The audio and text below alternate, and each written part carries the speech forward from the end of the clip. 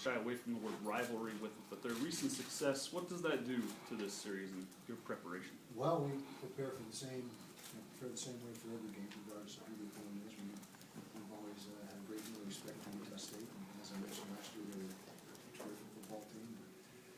And, you know, so we view it as anything in state as rivalry flavor to it, so we approach it that way from a mental standpoint. But like I said, they're coming off an exceptional year, and we're going to have to bring our A game in order to have a chance to win. Questions? You've had some seasons where you played like a lesser opponent in Division I AA, and then obviously this one. Do you have any preference of what you'd like for the first game? I think ideally, you'd like a game, your first game of the year, to be a one AA opponent. I think you be relating on the schedule exactly how you want it to unfold. But to me, I've never really been too concerned about how the games come up on the schedule. I mean, it's beyond our control, and so at least beyond my control. And so I just don't worry about it. But if we had a choice, yeah, I think we'd rather do that.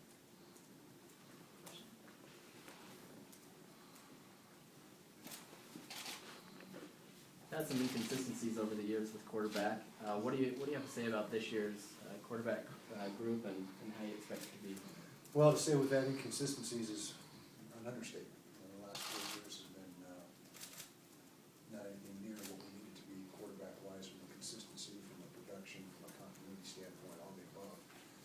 And so we're hoping this year that we put an end to that. We've got a much improved offensive line. At least we feel it's much improved. We'll have to find that out for sure on Thursday night. But with Travis Wilson being our quarterback, he's a much bigger, stronger guy than quarterbacks in years past, 6'6" and 240+ pounds. And so we're hoping that this is the year, for the first time in many years, 4 years I guess, that we're able to finish the season with the same quarterback that we start the season with. So we'll see if we can get that done. USU, this week's opponent, is returning a new coaching staff with Gary Anderson departing to Wisconsin. How does that change the dynamic at Utah State? They have a new defensive coordinator and new position coaches as well. Yeah, well, it changes things a little bit. Like I said, there is a few of the assistants that stayed behind and are still on that staff. And Coach Wells, I think all I can do is liken it to when I took over. Things that aren't broke, you don't try to fix. And so I think we're going to see a lot of similarities between last year's Utah State football team and this year's as far as schematics and how they operate. And I would be shocked if there's wholesale change. And so we'll see what happens. But relative to the situation I was in, I think you're going to see a lot of the same stuff. Questions?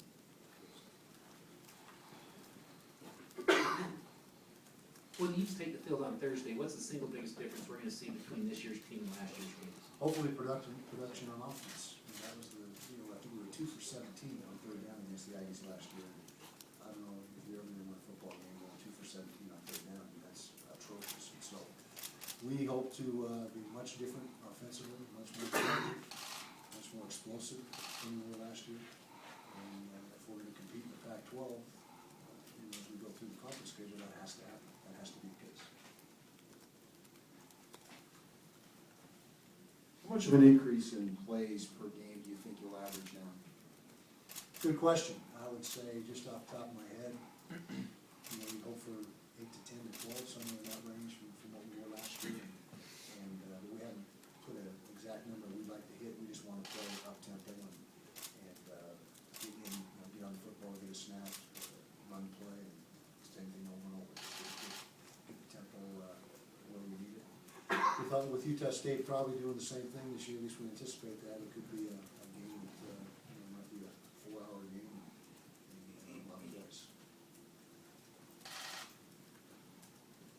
Coach, what does it mean to you personally to have a guy like Dennis Erickson on your staff? And now that football week has arrived, you've been through spring and fall, what has he done? What have you seen out of the offense since you're there? Well, first of all, it's been a huge benefit to all of us to have Coach Erickson with us, not only from an offensive standpoint, but as I've said before, a sounding board for me, a guy that's been in just about every situation imaginable as a head ice, there's no better guy to go to, he's right down the hall from me, so it's been great, and the players have really embraced him. And, but like I said, we gotta wait till we line up on Thursday and see exactly what the effects are here. So far, it's been very positive. Coach, you talked about Chucky Keaton's ability to extend plays and to improvise. What specifically have you and your coaches done this week to prepare your defense for that? Well, we got a couple athletic quarterbacks that have been running the scout team and Chucky's, duplicate, trying to duplicate what he does, and Brandon Cox and Michael Thomas, and they're both exceptional scramblers and very similar style of play. So that's been a big help to have those guys run the scout offense. We've also had a bunch of what we call scramble drills, where the quarterback breaks contain and needing to stay on coverage. We call it flash and stick under coverage, and maybe have to cover 6, 7, 8 seconds at times. And so we've tried done our best to duplicate exactly what Chucky's strengths are, and we're going to see what happens. Any more questions, Coach Whittingham? I don't know if you talked about it much during fall camp, but it seemed like Phelps was really good. Do you expect that to, Andy Phelps, your kid? Andy Phelps, You yeah. expect that to continue, obviously? We hope so, and everything we've seen through fall camp has been exactly that. He's been lights out, and really has separated himself completely from the rest of the specialists. And we're hoping that when the lights are bright and he's out there, that he does the same thing in the game that he's been doing in practice. He's been exceptional.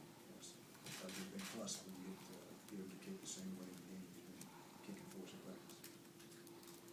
What's your plan for utilizing that stud linebacker spot with Lecken and Trevor Riley in that rotation? Yeah, well, those guys, Trevor mainly is a guy that can play both down on the defensive line and the linebacker. He'll be playing both this week. You'll see him moving around. Blecken, we're not sure what his status is going to be, but Trevor is going to be a guy, and you're going to see this all year long, where as per the opponent, as per the scheme we're playing, where he fits best is where we're going to utilize him. But he's a guy that we feel is a big impact player on defense for us, and we expect him to make a bunch of plays, and we're going to try to put him in a position to do so. Coach, you mentioned how you felt about the loss to the Aggies a lot since you lost to them. Yeah. Do you think that affected how the team played the rest of the year? I think in a way it may have set the tone for a lot of things, and that's something about this profession. You got to be able to bounce back, and there's going to be disappointing losses, and you got to move forward. And so we'd like to think that we were able to put it behind us, but I think it lingered for a while without a doubt. And me personally, I didn't think it the best. I'll put that squarely on my shoulders, and I was not resilient enough when we talk about that. Any other questions? How much do you go head-to-head with Utah State recruiting? Not often, not very often. In-state is about really the only time that it occurs. I can't recall. When you say head-to-head, when the recruit comes down to his last 2 or 3 schools, very seldom. Now, do we offer the same guys quite often? Yeah, we often offer the same guys, but when it comes right down to decision-making time, it hasn't occurred a lot. The fact that they beat you last year, do you ever use the revenge factor, the motivating factor for your Well, yeah, you want to, we talk about, winning in-state games, that's a priority for us. And we play on anything we can for motivation. And last year was a huge disappointment, as we said over and over and over. And so we got to try to get that corrected.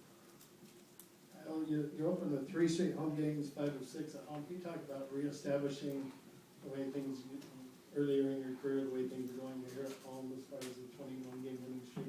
This last couple of years have been really Yeah, we want to make Rice Eccles a place that is very tough for our opponents to come in and play, and home field advantage is something that, as you mentioned, in years past has been very good to us. And we've got sold-out stadiums, the bus, all the things that are involved with that. But we've got to do our best to get that corrected. But it also has a great deal to do with who's coming to the stadium. That's very obvious too. Coach, overall, happy with how the team came out of camp, satisfied with what you saw improvement and that kind of thing? I didn't get the first Oh, one. were you overall happy with how the team came out of Yeah, camp? yeah, very much so. I think, the leadership has been excellent. You know, and the players have taken taken ownership of the football team, which is what you want to see happen. And this team genuinely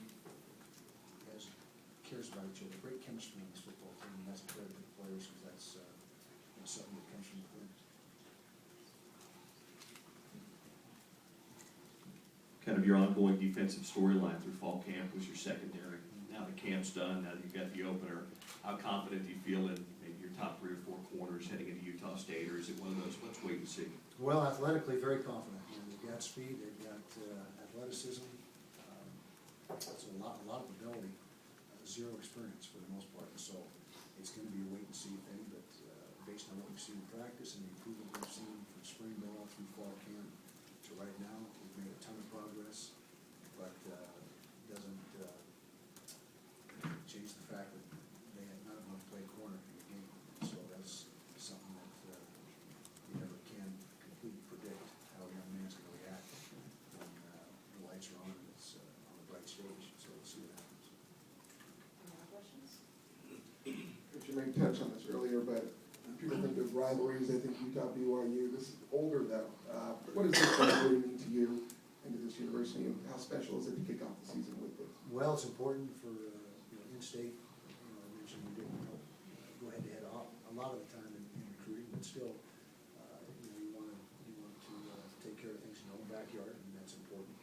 And Utah State's obviously in our backyard, so it's always going to be important in terms of the schedule.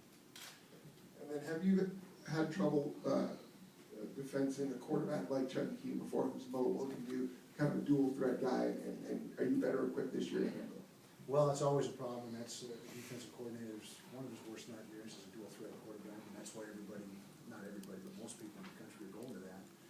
And it presents, problems that maybe a traditional pocket passer or just a guy that is just a runner, the guy that can do both is the ultimate weapon. And so hopefully we're equipped to deal with that this year. Like I said, we got pretty good last year, we played pretty good defense against them, but anytime you have a guy that can hurt you both ways, and then you add the spread element and the option element, the option game, it all makes it very difficult to defend.